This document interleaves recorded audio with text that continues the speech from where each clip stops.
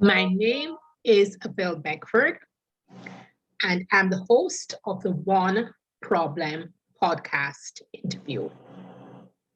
There are tons of problems in the world, but we're not going to focus on all of them. We're going to focus on one problem because we don't want to get overwhelmed. Now, for most of the interviews I've done so far, I have some sort of connection with the guest, and this one is no different.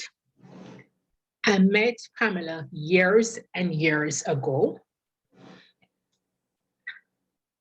She founded the Women's Executive Network, and I was a member of it. I attended a lot of their events.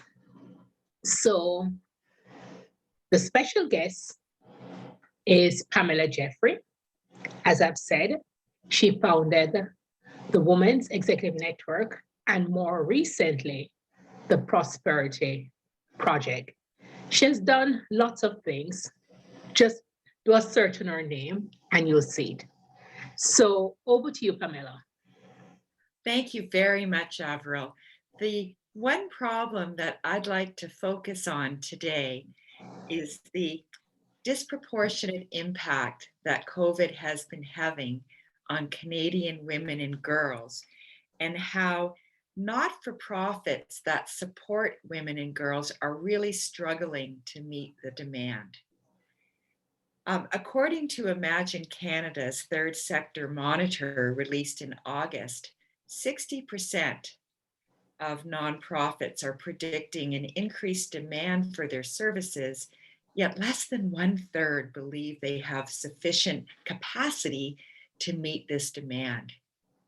It's really important that the nonprofit sector be able to thrive and support women and girls during this time as we, fingers crossed, emerge from this pandemic. Women and girls have been disproportionately affected, as you know, Avril, from the very beginning. We've been affected because we're the ones who are the caregivers. We have the lion's share responsibility for childcare, the lion's share responsibility for elder care, and more than ever, we're working full-time.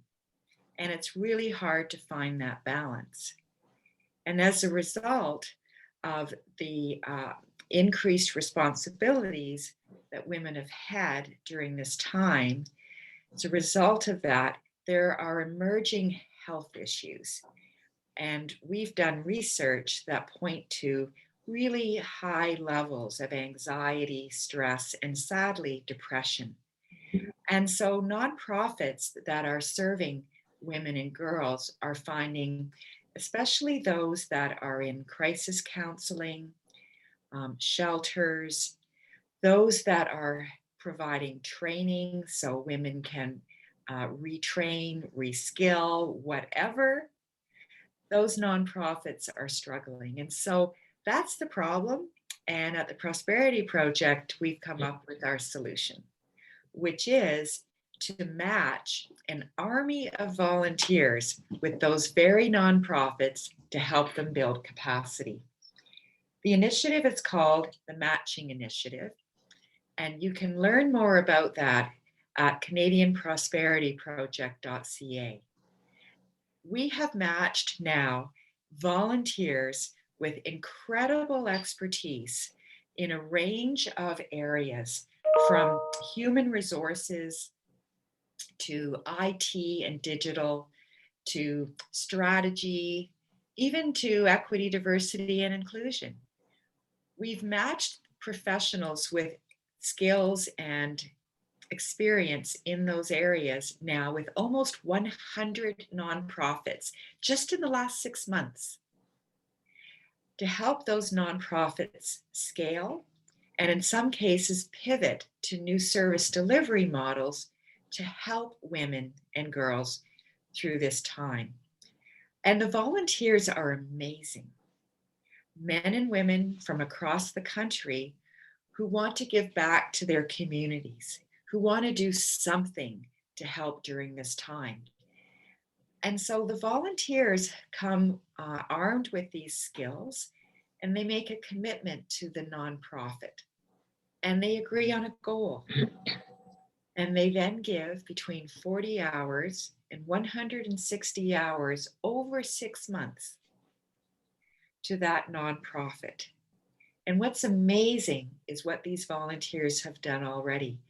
They're helping these nonprofits better deliver to support women and girls through this crisis. I'd like to tell you a story. It's a story about a nonprofit in Nova Scotia called Camp Courage.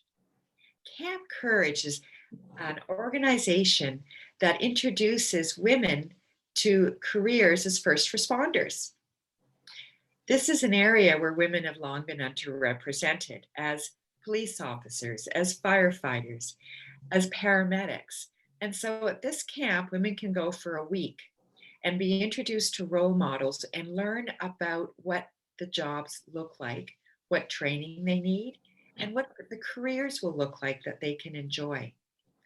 As a result of the Prosperity Project partnering with Camp Courage through our matching initiative, Camp Courage is going national. And that's because 3 volunteers went in and helped them with strategy, with business planning, and the numbers.